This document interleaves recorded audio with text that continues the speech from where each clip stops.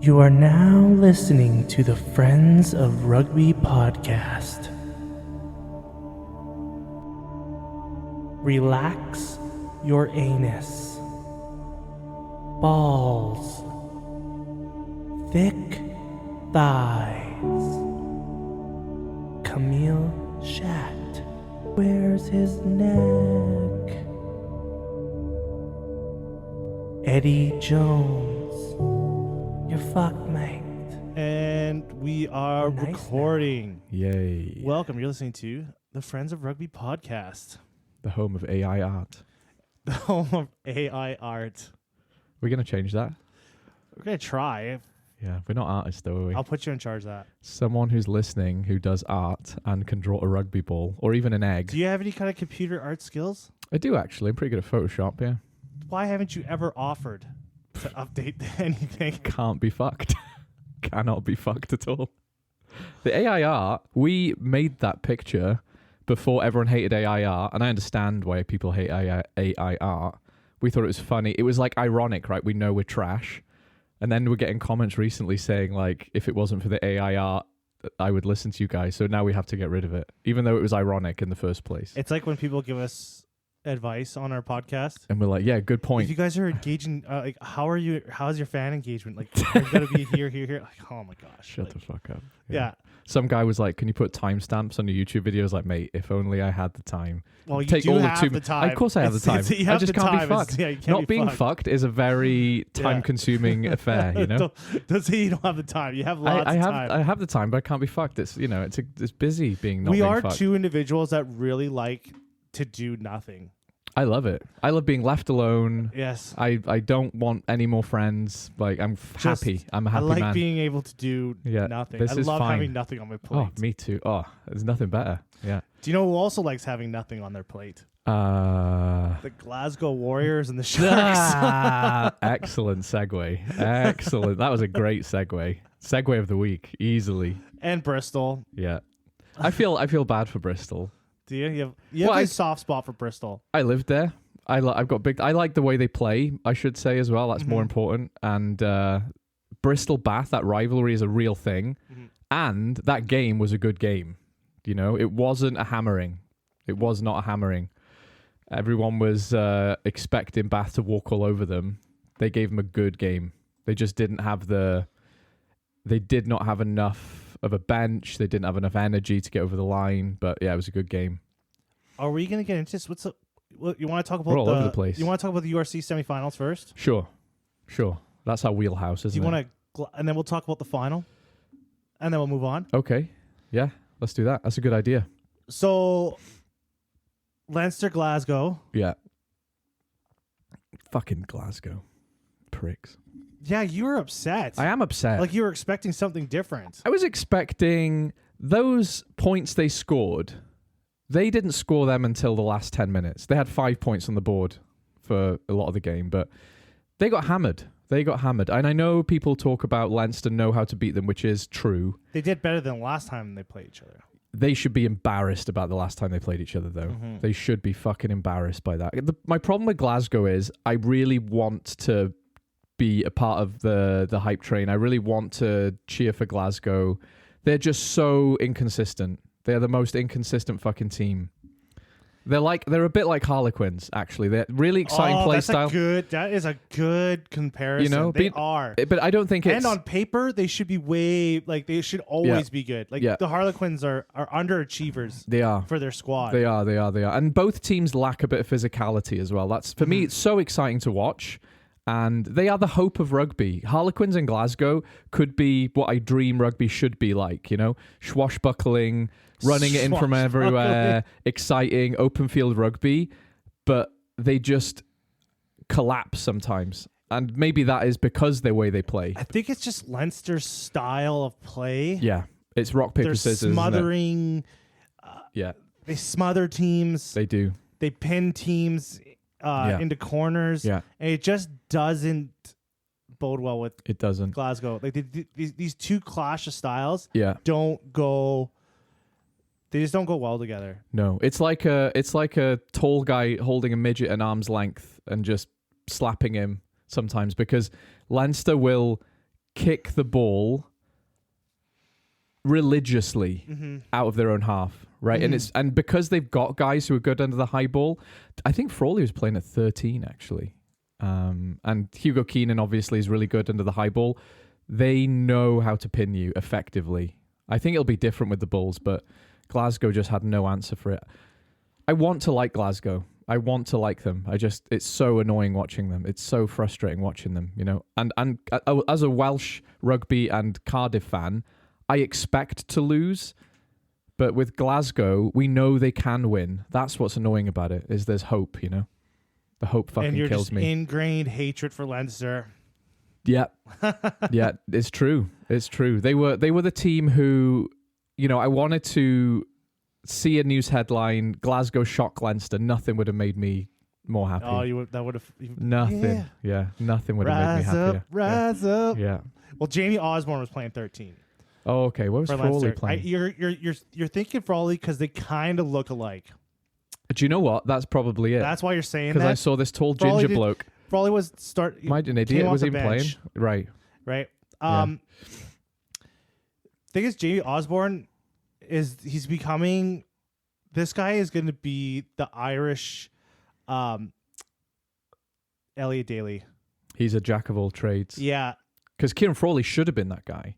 Then he had a couple of wobbles. Kieran Frawley was looking out to be that guy. Because he was the guy, hey guys, I can play 10. I can play 15. Then he totally fucked it against the Springboks, and now he's only allowed to play 15. I still think there's something. I think there's something left in Frawley. Oh yeah, he's a good player. There's something left to come out of Frawley, and yeah, there is. And he's young. Just give me a second here. Just give me a second. All right, back from the pee break. Kieran Frawley. Discuss. Kieran Frawley being the Elliot Daly. Yeah. Jamie Osborne is good though. I'm trying to get my momentum here. You know, Jamie Osborne, jack of all. No, you're saying Jamie Osborne was the new Elliot Daly. He's becoming the new Elliot Daly. Yeah, it was going to be Kieran Frawley. Yeah, but I think Jamie Osborne's got the higher ceiling. Yeah, he does right now. But I still think Kieran Frawley's got something more to show. Yeah, he's a playmaker, isn't he? I think he's going to have a coming out of his shell moment. He's on a knife edge. He either goes Jacob Stockdale, or he goes, or he goes a bit more, you know, Hugo Keenan, where he's reliable and has big game moments. You know, there's a lot of kids. There's a lot of the kids now in Leinster. They are finally stepping up. Are starting to become the staples. Yeah, they are, and I think that's good for them because everyone's criticism of them and Ireland is they just don't develop depth very well. Despite having a lot of fucking players on their books, they don't seem to prepare their guys for big games. But Leinster are doing that now. Where Leinster, I think, are super fucked is at 9. Yeah. Gibson Park. He can't be at Gibson Park forever. I'm going to say something controversial. 10. Sam Prendergast had another bad game. No, he had a great game. No, he did not. Oh, what are you watching? I don't know. I guess something else, but I thought he is fucking awesome. He was awesome this game. I saw him fall off 3 tackles, which were gimmies. Yes, his defense, they even cheered when he made a tackle. That's how his tackling has, it's now it's just an open thing. Yeah. But his game management and his offense is incredible. And it's crazy. You're back on the wagon, there was that one try they had where he basically takes the ball and he's holding the ball up until the line and he waits until someone from Glasgow just smashes him and he just releases this like fucking super pass right in the middle and he's waiting to get smashed. Like he constantly brings the ball up to the line to get fucking crunched. Yeah. And it's just weird where he chooses to put his body on the line. Because it comes to a tackle, he doesn't want anything. That's one thing I don't think is true. He's not scared. He's not a coward because he will take a hit. He will take a hit. I think I think he's a bit of a coward when it comes to tackling. I think it's the pressure, you know. I think the pressure of his team expecting him to make those tackles has got into his head a bit. Because if he wasn't afraid, he would put his body in line of fire more. Yeah. When it comes to tackling, he doesn't. But he there was so many times in that game where he just takes the ball right up to the line, gets crunched. Yeah. But he just releases this pass right at the last second. Yeah. Yeah. That's definitely an arrow in his I think quite light quiver, to be honest. If you watch him too, when you're watching him, he's constantly yelling at everyone, talking to everyone, moving people around, spotting things out. Like, do you he's a think smart though player. some of the things he does are just what a good 10 should do? No, I and think he does them better than the average 10. Fair enough. Yeah, Fair enough. and then there's a reason why he's still starting. There's a reason why like all the Well, other. I think he's still starting because they just don't have as good 10 options. Yeah, I think the Burn boys have had their day. I think he's well. They kind of put all their eggs in his basket. That's what I'm saying. That's what I'm saying. Yeah. But and there's a reason why. Has a 10 ever had every other pundit is like talking about how good he is too, and they're talking about how bad his defense is now. I think before they weren't. They were kind of like thinking, he needs some time. But now they have all come to realization, the 10 stuff that he does with ball in hand is incredible, and when he doesn't have the ball in his hand and he has to like play defense, he's a fucking brutal. liability. He's a liability. Yeah. I just don't think. And I think Glasgow didn't target him enough. No, they didn't. They didn't put him. They could have really there's like points to be made on him. That's a problem. There's points to be made on Prendergast. Yeah, he's worth maybe a try or two against him. Against him, right? Yeah, and they didn't take that opportunity. They hit him. They hide him well. They do hide him well. They're learning to do that. But you shouldn't like a great 10 of the ages. You don't talk about hiding them. I know you really badly line. want me to be like, yeah, he sucks. Well, you at did. 10. No, you said that last week. Or it you was want great. me to be like, I milked my cow last week. You want me to I say got he's it an all. average 10 though? That's what you really want. I want people to acknowledge that he's having an armchair ride. He He's could be a not. good 10. He's in the best club team ever put together, and people are like, this guy's a genius. Like, no, he's in the best club team ever to play the game. You're shadowed by your bias. Well, you already gave me what I need last week. I'm good. I am good. We went on attack. We admit he's a defensive liability. Yeah. Well, the truth is, next week we'll know because Bulls will target him. Bulls will target him. I don't think doubt. we already know. We already know though. Yeah. Like, what are we trying to expose? I think what we're He's a trying to say defensive- is. What do you want? What do you want to be said about Sam Prendergast? Let's get it all. No, out. I've said it all. You said it last week. He's I'm a good. defensive liability. I would honestly rather not talk about Irish 10s. So we can move on as soon as you're ready. Yeah, but back to Gibson Park and how I'm worried because he was super good in this game. He is mercurial, isn't he? Yeah, he's wonderful. He's a sniper. Yeah. He is better than DuPont. There, I said it. There, I fucking said it. Also, another 9 scrum half. George Horn is so underrated. Yeah. If you put him in the Bulls team or the Leinster team, and you don't need to because Jameson Gibson Parkinson is very fucking good. But he is a guy who needs to be in a good team so that we see how good he is. You know what I mean? But if he was playing for Leinster, he would be talked about more. That's what I'm saying. Yeah. Yeah, he needs to be in a more winning right team. on that. Yeah. There's a couple like Sione Tuipulotu. That try he scored as well was fucking incredible. He needs to be. It was his year. It was his main character year, right? And he will go on the Lions tour, which is good for him. But missing out on the Six Nations for him was a real kick for rugby. Rugby needs an exciting guy like him to play as much rugby as he can, because he's got everything that someone like Tuolangi has, where he is destructive, right? You are scared to tackle that guy, but he's got a fucking step on him. He's got a step on him. He is the real full package for a center, right? Mm-hmm. So I'm really sad he missed out the Six Nations. So I'm really excited for him to see him on the Lions tour as well. There's a lot of good guys in Glasgow. They play like a French team in that it feels like they don't have a game plan sometimes. But when it works with the French teams is their guys are just so electric and talented across the board.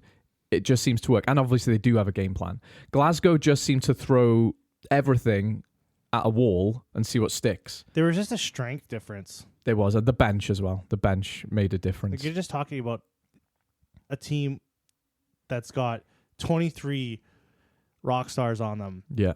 Versus a team that has 8. Yeah. Right? They have a good team, but it's just not as... Well, they don't have a Geordie Barrett and RG Snyman, do they? Or, never mind the Irish.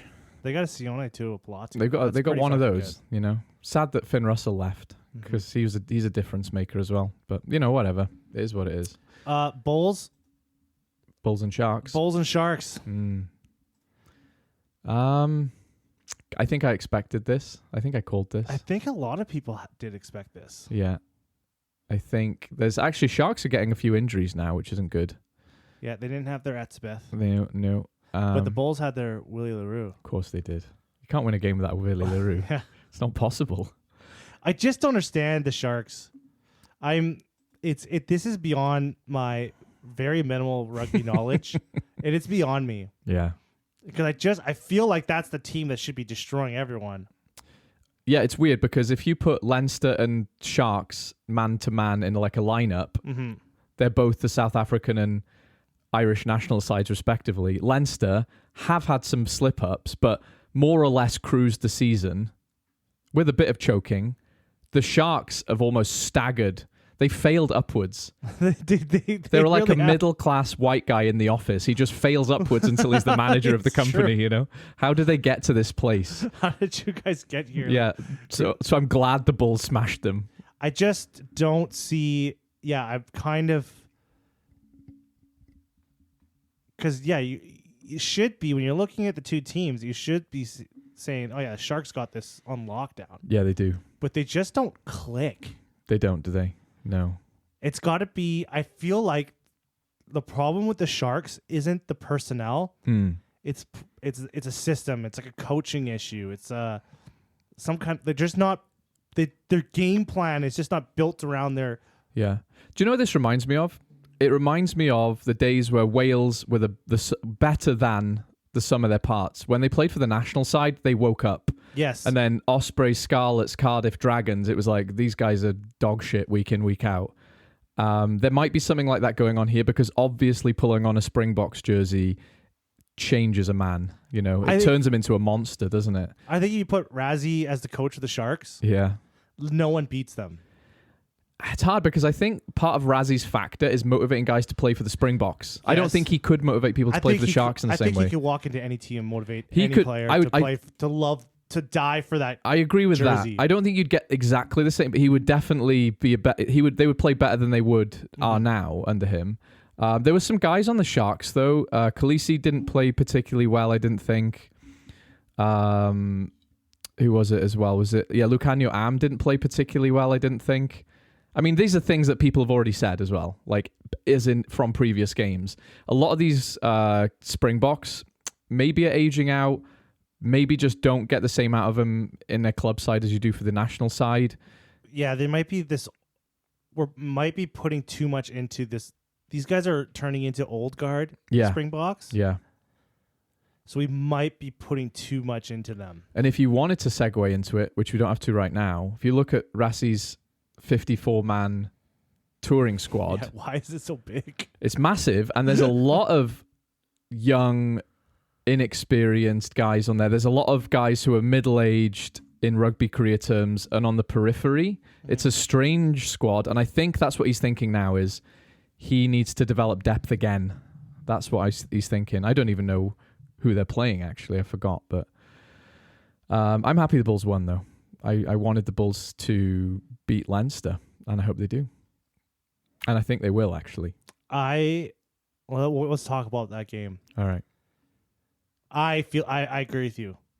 I feel like the Bulls are going to... In the last 5 games that these two have played against each other, Leinster have only won once. It's like 4-1 or something, isn't it? Yes. Yeah. But to be fair, to put more context to this, they have only, I think, once have played where both teams sent out a full-strength team. And then when that happened, Leinster won.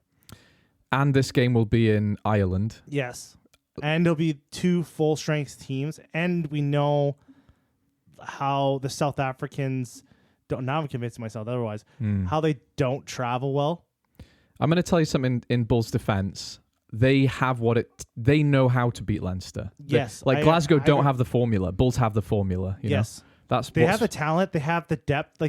Yeah, it's the physicality for me. They can outmuscle Leinster if they wanted to, and they will try to do that. I've no doubt. Because this league now is always going to have the URC will always, just because the South African teams are not going to have the money, but they'll have the revolving door of talent always coming through. That's their massive advantage, isn't it? Yeah, that is their most registered rugby players per capita by far in the world. So they will always have these teams will always have talent on them. Yeah. Sorry, not per capita, by population. By population, yeah. Not so per capita, yeah. So I think the Bulls are just they're hungrier. It's almost like they've got a point to prove as well, because I think everyone has expected them to do something in the last couple of years and they haven't quite done it. And I think getting beat by Glasgow at home last year was a bit embarrassing for them. I think they've really got a point to prove. Leinster, the choke artist thing is a factor. I think it's a big factor. I don't know how to quantify it, but it's definitely a factor. I think it's going to come into play. Yeah, I do think so. There's as well. There's just something about the game just too big for them. It's just too much pressure. Yeah. Just the little Irish boys can't They just quite... need to... Now, if Leinster win this game, this is going to be a hard match. If Leinster can manage to win this, I think this will be a good mental spring for all these younger Leinster players that are going to be on this team. Yeah, for a long time. So yeah, I think so. Jamie Osborne. To get into this game, to grind out a win will be good going into the future seasons for them. Yeah. They, because I think it was Leo Cullen said somewhere, he said, maybe he didn't. Someone in the Leinster management said our target is the Champions Cup, right? Mm-hmm. You've already failed in your explicit aims. Yeah. And that is bad because they kind of get it their own way a lot of the time here. Mm-hmm. They have the most money and resources and they cruise the season. They make the season look kind of easy. Yeah. And then to slip up at it feels random to slip up. Like to slip up against Northampton felt a bit like, oh, what the fuck was that? You've beaten Harlequins in Glasgow the last 2 weeks by 50, 60 points. So they have to win this, as you said, for those players to believe they can win going forward. Because the material is there to win for a long time. There's a dynasty in that team, isn't there? It's just when they come up to, when the competition, the games that they lost are these games where the competition has been raised significantly. And they weren't ready for it. From a regular URC. It's almost like the average URC game is not preparing them. Yeah, no, that's true. Like they're not in enough danger throughout the season. Because if you play the Dragons and Benetton and the Lions, and then you go up against a very motivated Northampton team, like no doubt they're going to give you a different kind of game. So it's a good point. It's a good point. And the fact that we don't have relegation in the URC means that when they play the teams at the bottom of the league, they send out a C team, they rest their regulars, everything's casual. Like, yeah, we'll smash these guys. Our academy's better than their fucking first team, right? So when they come up against a good team, they're not even... They're too well rested, Yeah, their privilege is also their downfall. Yeah, it is. It shoots them in the foot. Inconsistent, like, their team is so mixed match throughout the season. Like, they have their A squad, but they only bring these guys out for... It's like once a month. Yeah, for the big show. And but these guys haven't played, like... Yeah, you need that. Because there's been some shocking, like, in the past, too, there's been some shocking numbers from some of these top players in Leinster. Yeah. Like, how many minutes of actual rugby they played, and then the big games they get thrown into for Leinster and Ireland. Yeah.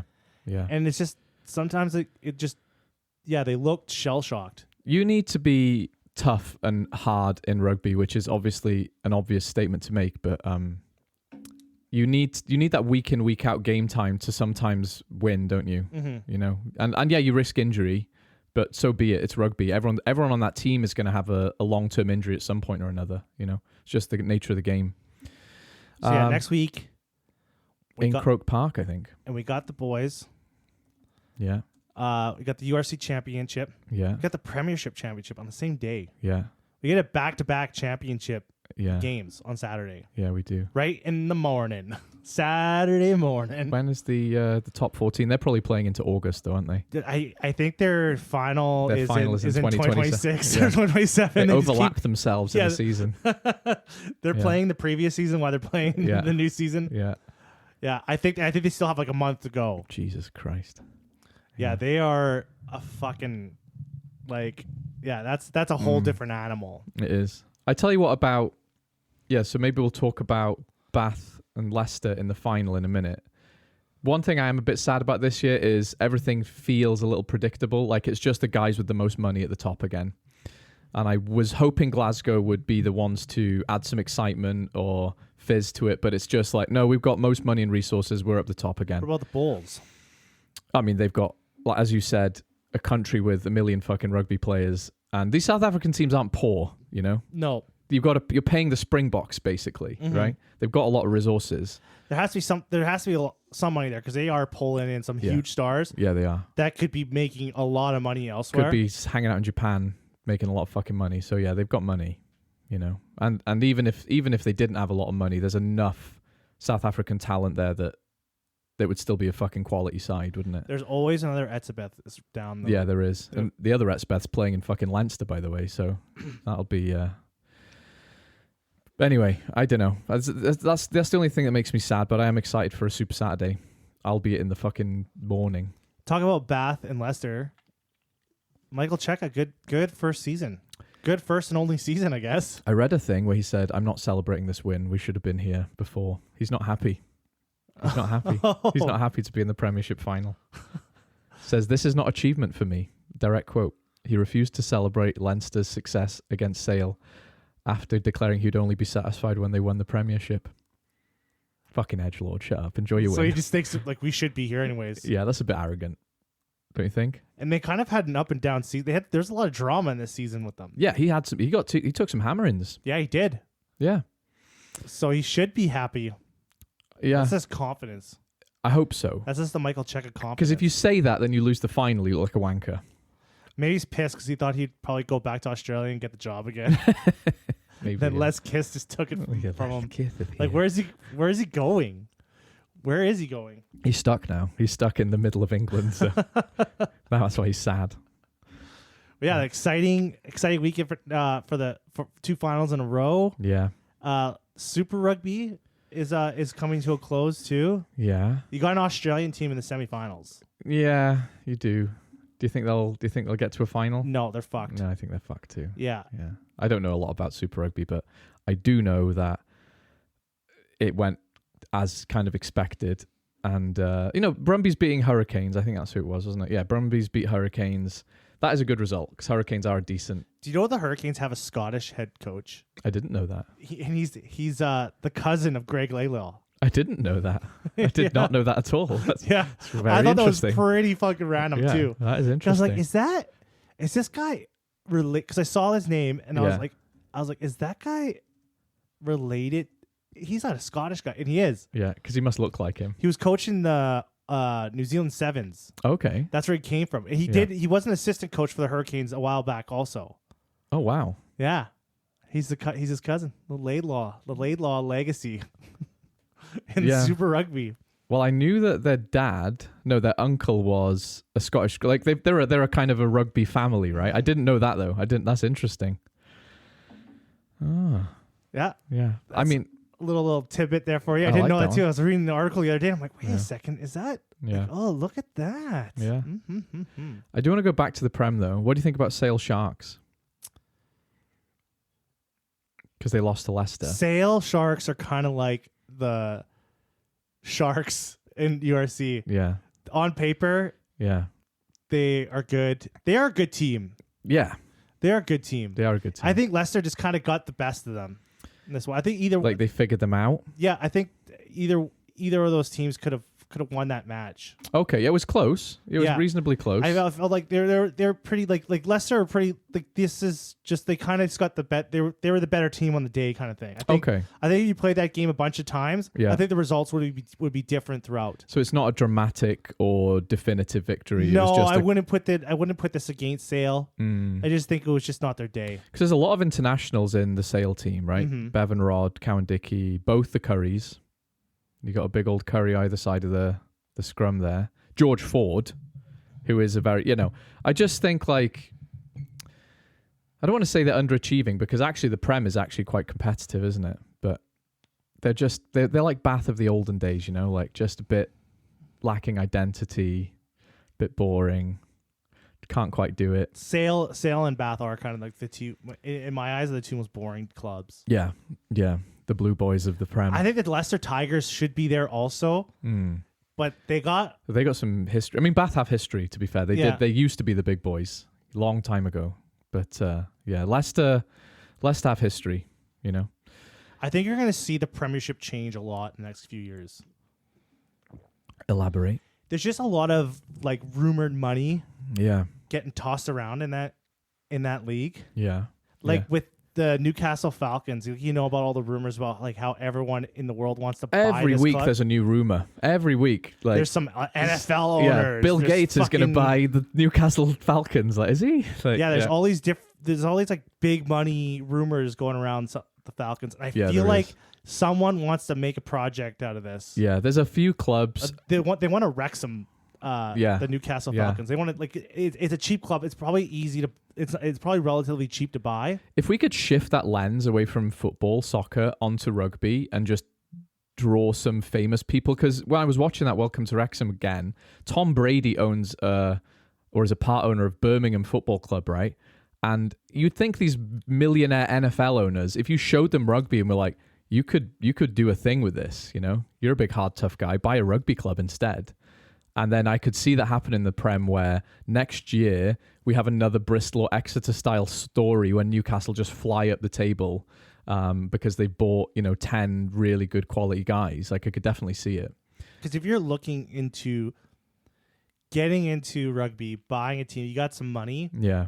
I think the Falcons is a very enticing. They used to be good as opportunity. well. Johnny Wilkinson used to play for them. They used Yeah. I think they won the Premiership a long time ago. They have a fan base. They do have a fan base. They have a yeah. solid fan base for how successful they've been throughout like the last decade. Geographically, And that's people still show up to their games. that's as far north as you can go almost and have a professional rugby team. So like all the most of the north of England up there is probably a Newcastle Falcons fan if you're a rugby so fan. you got a big potential. You even have a bigger Yeah. potential. If you start bringing in some stars, Yeah. you bringing in some wins. I could see it. There's probably a lot of money up there. But we're talking about London Irish and Worcester coming back eventually as well, right? They're already signing players. So, yeah, I do. I want the Prem to be good. I do like the Prem when it's good. I enjoyed it a lot last year, and it's not been as good this year. Speaking of batshit ideas and buying rugby, though, R360. Are we going to talk about this? I think we should. I wasn't going to give it any attention. Oh, we could not talk. We can We say could talk that we're about not this. going to talk about it. So Mike Tyndall's like what Formula One style PGA Tour Yeah. style rugby. Yeah. It has I'm angry about this. You know what really gets me like when someone says they have a new league idea Yeah. and there's like a new league of any kind of sport, Yeah. that's going to come up. The first thing I judge is the name, Yeah. Okay. right? I look at the name and I'm like, never going to happen. What was the name of that NFL style league? And it just had the most mental, stupid. Oh, the XFL, As soon as I heard that, the Extreme Football it League. sounded like a bad Xbox game, and I just thought Yeah. that's not going to fly. Well, the history with the XFL, just to give you a short snippet, yeah. why it's like called Extreme Yeah. is because it was derived the first makeup of that league came in the 90s. Yeah. Right? Okay. So it So has it was- some history. Where everything had the name Extreme on it. If you go back Yeah. to the 90s, Yeah. everything, every movie, any product was Extreme. Yeah. Yeah. So but they kind of like brought that back to life because it was like a Vince McMahon wrestling thing. Yeah. It was very WWF adjacent, wasn't it? And they had like cameras and mics everywhere, and Yeah. it was supposed to give you like this real. But Because anyways, The Rock bought into it at one point, didn't yeah, he? well, that was the second. That was when they brought it back to life from the dead. When they brought it back from the dead Yeah. a few years ago, and then it got killed by COVID. Fuck's sake. Uh, Yeah. I know Tyndall's like really excited to do something different. So if you didn't know, like Mike Tyndall and some folks, some people with some money, Yeah. Of which Mike Tyndall is one. want to make some sort of touring rugby league thing. As in a league of rugby, not the game rugby Yeah, league. so like it's a every rugby union league Other weekend, you have this like mini Rugby World Cup style kind of competition with high caliber players who Yes. play maybe one-off games, or they just play for this invitational side for a series and then go back to their regular club. Yeah. So, and then they'll like play these games Yeah. in this touring thing. So a city will host a bunch of games. Yeah. Like it's basically the Seven Circuit, isn't Yes. it? It's just the Seven Circuit in the idea. To make this as enticing as he's talking about, it's going to take a lot of money, Yeah. a lot of investment. This is a Yeah. high risk Yeah. Yeah. investment. Yeah. And I don't think they're going to come up with the money that they need to Yeah. make it the way that he's talking. Yeah. And what's going to happen is you're going to get a much less product that Hmm. he's advertising right now, Yeah. way less product, Yeah. and it's going to fade away. They'll try it once or twice, but since they're not going to be able to go out, because they need to go, for this to be successful, they have to have all the dollars in place. They have to have all the rugby stars in place. They do. And they The have stars to have to align. Yeah, the stars have to align for this for this to even be considered a thing. Yeah. And I don't think it's gonna happen. It's gonna be like $1 billion. It's not going to happen. I'm going to say one good thing about it, and I'm going to trash it because this is a terrible fucking idea. And it actually makes me angry because it's condescending as well. The one good thing I'll say about it is I live in Canada. If you told me two barbarian style teams are going to play in the Elks Stadium this weekend, and I would pay, don't know, $60, $70 to watch it, and I could see a bunch of rugby stars, sort of like a Harlem Globetrotters style match against each other. That sounds fucking awesome. I would do that in a heartbeat. But I'm in Edmonton, and that stadium would sell maybe 10,000 tickets because of all the rugby clubs and their friends, which isn't nearly enough to cover renting out the fucking stadium. You know what I mean? So I understand that. And what they're trying to do is, and people in rugby talk about this a lot, especially the bigwigs, they want to replicate the success of Formula One and things like golf, because those sports are kind of on their arse. And then they changed the format and they started going to different cities and doing it. And all of a sudden, these sports are popular again. That's what they're chasing. We had that. It was the Rugby 7 circuit. It didn't fucking work, right? And it's condescending because Mike Tyndall is saying things like people will spend £75 on a ticket and then they'll buy a shirt, buy a bit of food, buy some beers. They'll have spent £300 to £500, I think he said, on a game day experience. Like, what fucking magical money world do you live in, man? Like, most people will buy a beer and a game ticket because it's their regular club who've got to a semi-final or a final. He's been living that royal life way too long. It's so detached from reality. It's so detached from the day-to-day. And he's saying things like, there's so many rugby fans in the world, we've just got to find a way to extract their money. And I think he used the word extract, like with some fucking sample, some medical sample to just get every single penny out of us that he can, right? He's like one of those rich guys that thinks like a loaf of bread is like £10. Or like, what is it, like £60? For a loaf of bread? What's a pint of milk these days? I don't know, £50. Yeah, like they're complaining. But like it's like what's a loaf of bread? Like £100? Why don't these poor people just get some money out of the bank and just you fucked? There's a global recession happening in the background. Like, this is such a bad idea. And it's a non-starter because if I'm Harlequins and they go, hey, can we have Marcus Smith for 3 games? No, fuck yourself. No.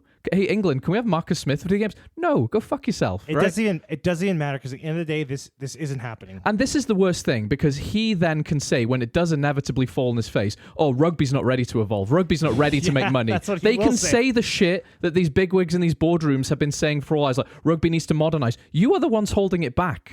You are the ones who just won't let Squidge Rugby use footage. Yeah, why don't you just do the simple things, guys? If he was going to do something worthwhile with his money, why don't you just bring back the Wasps? Yeah. Put all that money you have, put it in the Wasps. Yeah, if you've got millions and funders, exactly. Yeah. Put it into a club you know has fans, you know would fill out a stadium tomorrow. Instead of why don't you just make a club great? Yeah, he wants to go to Dubai and Monaco and sit there watching fabulous rugby players and get angry at people when they're not spending their money because they can't afford it. Like, go fuck yourself. I'm so angry about this. It doesn't matter because it's not going to happen. No, it's not going to happen. This league no is, chance. It's either it's not going to happen, or if it does happen, it's going to be it's just going to be like so much less than what he's talking about. I almost want it to get off the ground enough so it can fall flat on its fucking face. Because that's what it will happen. Yeah. They're either gonna have one event a weekend or maybe 2 weekends. Yeah, it's not gonna garner much attention, and it's gonna fade into the abyss of like all the other extreme sports things that other people tried. Yeah, like it's just, there's a reason why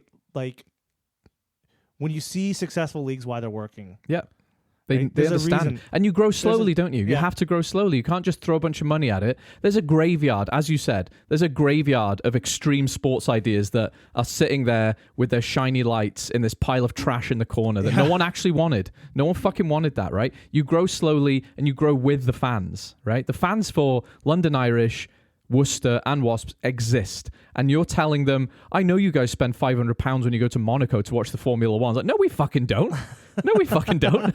You're insane. Like, yeah, it's just out of touch, and it's just it's a bit offensive. It's gonna be funny because he's gonna lose a lot of money, and then he'll turn around on his podcast and go, rugby's not ready to evolve.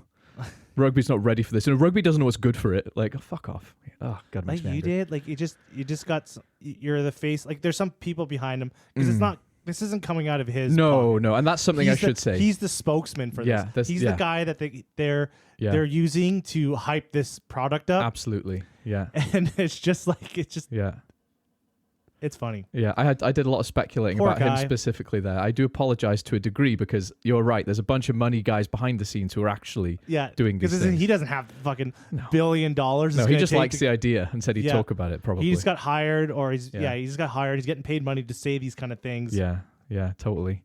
But yeah, no, it's snobby. It's out of touch. No, you just have to create. You have to create so much history. Yeah, you do, and it's just not there. And you have to start in the pool that you can't just step outside of what exists with rugby and expect it to work. I want my team to play another team I'm aware of, right?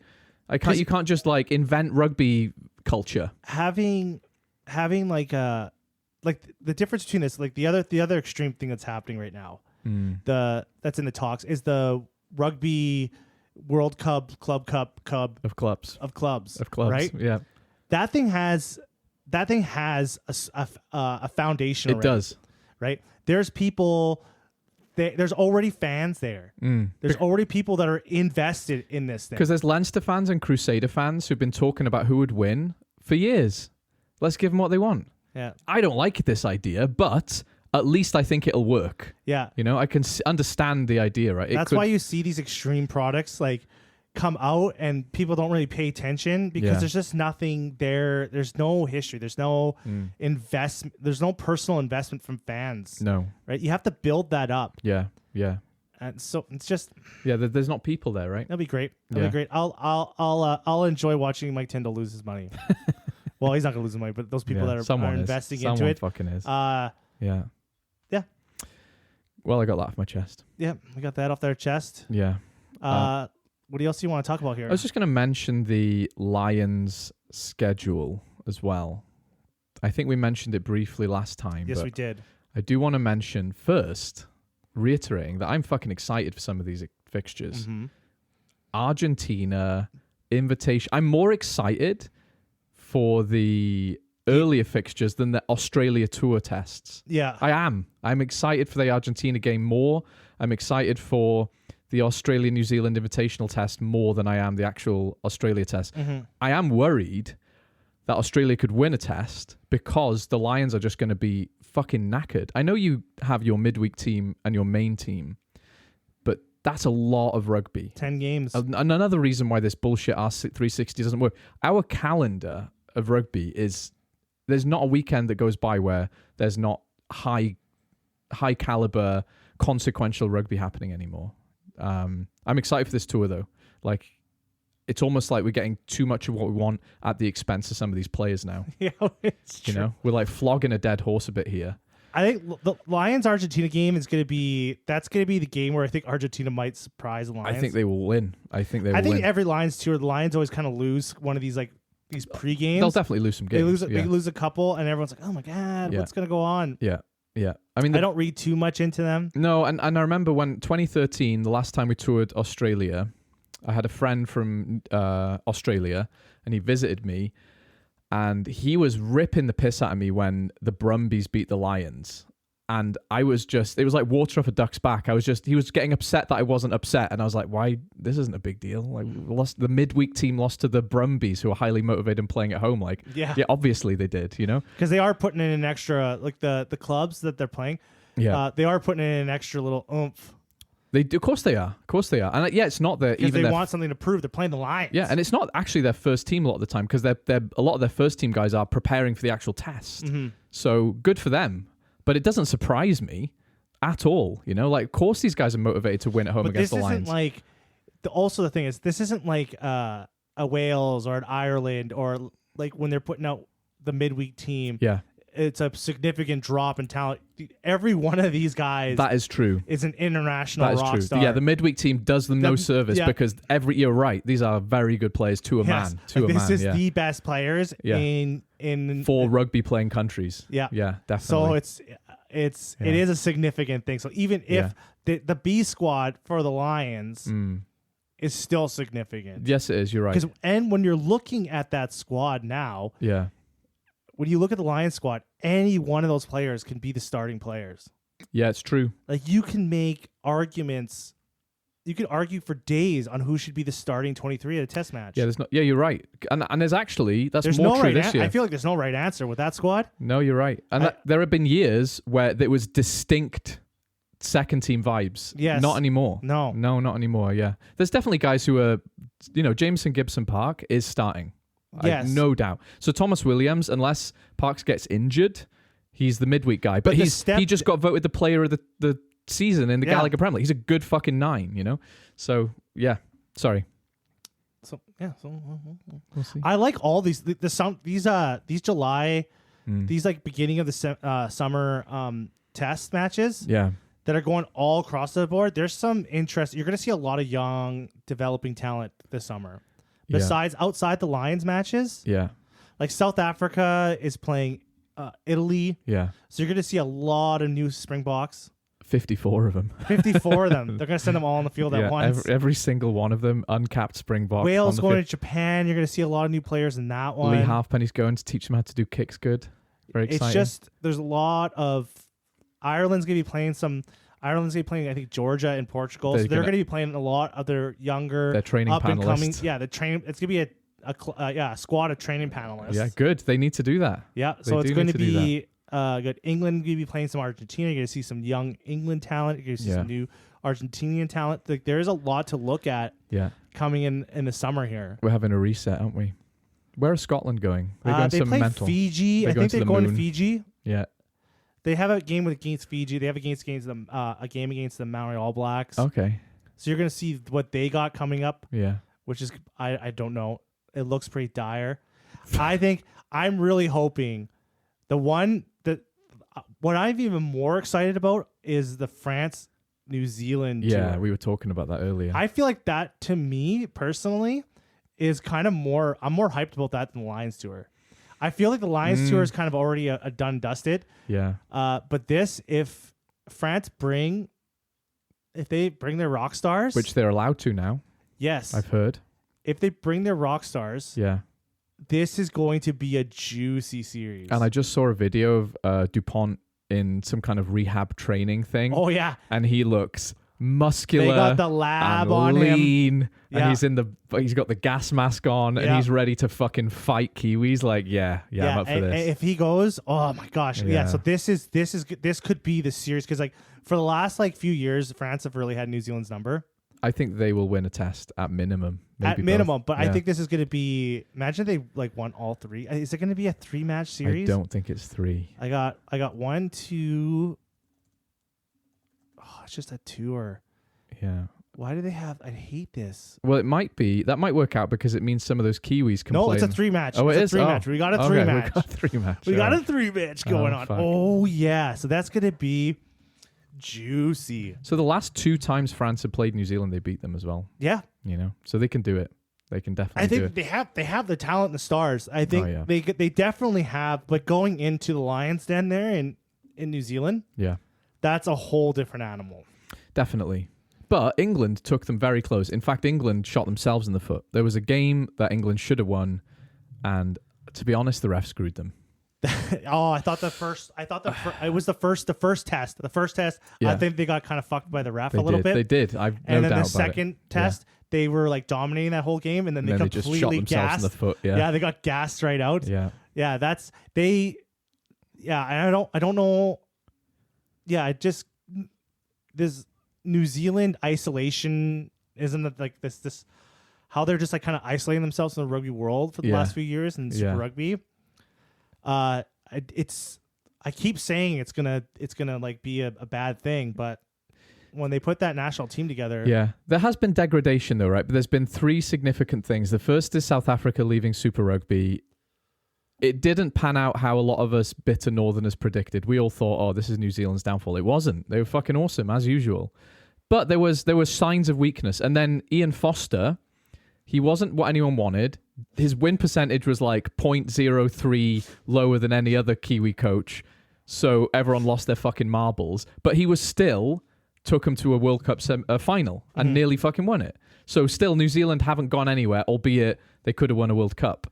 And then even more recently, I think when they've toured Northern Hemisphere, France have shown that they are not the team they were. Because in the group stages in the World Cup, they beat them handily, right? It's about 15 points by beating by. And then they beat them again in France by a point, but they just looked not comfortable. It was evenly matched. Whereas before, you had to pull a fucking rabbit out of your ass to beat New Zealand. Yeah. And now France look like, no, we'll beat anyone on our day. We don't just get out of bed for New Zealand. We're a good fucking team. So as much as I know New Zealand are always going to be a good rugby team, they do look human in the last few years. Are they human? Are they Leinster? They wish they were Leinster. Yeah. They also are their coaching system has stepped up. It has. Significantly. They're better coached. Their selection. Yeah. I know if you talk to some Kiwis, there's they get frustrated with like some kind of favoritism. Yeah. When it comes to selection. Yeah. But I think it's better than what it was. Yeah. So, and you got to pick guys you trust, right? And that was another thing. There's not many teams in the world that could have as many retirements as they had and recover as effectively as... When Wales, we lost basically our entire first team to retirement. We fell apart. We haven't won a game in 18 months. New Zealand had a little teeny dip and everyone lost their fucking minds. And now they're replacing these guys with quality again. So they'll be all right, you know? Bastards. You know, the Kiwis, like, there's been a lot of... Have you noticed, like, there's been a lot of talk in just, like, the Kiwi media world of pundits kind of calling out other clubs? Oh, yeah?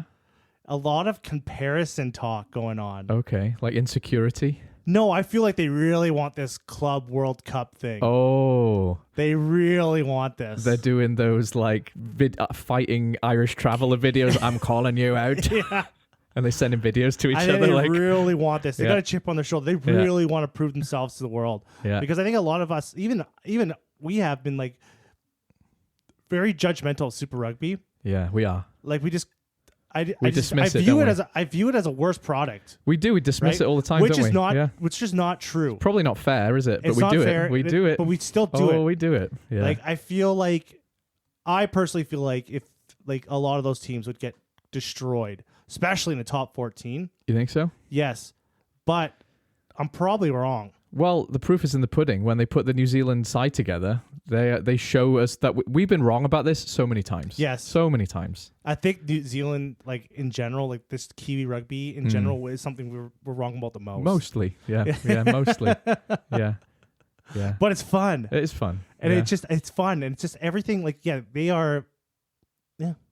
That's it. We're just wrong. We'll see. If France prove us right, though, oh, the party we're going to have. The party we'll have. The shit talking that we get to have. Yeah, we get back on our... I hate when I don't get shit talking opportunities. Yeah. You know, I really want to say some shit. Yeah. But it doesn't happen. I get proven wrong. And I'm like, fuck. I know. Like, just let me have my day in the sun.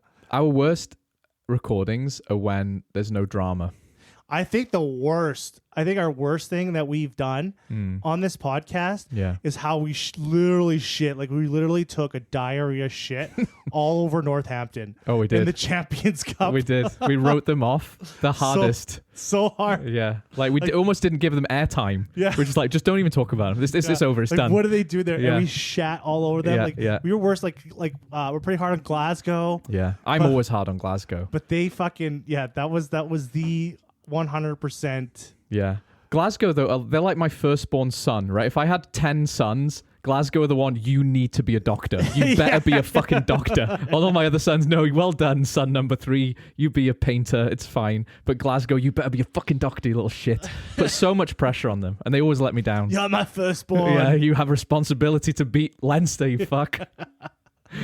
Poor Glasgow. But I'm excited. Yeah. I am excited. I'm excited for the summer. Big rugby summer. Big rugby summer. Yeah. Big dick rugby summer. Big dick rugby summer's coming. Big dick rugby summer is coming your way. Yeah. And yeah. I'm all here for it this summer. Yeah, me too.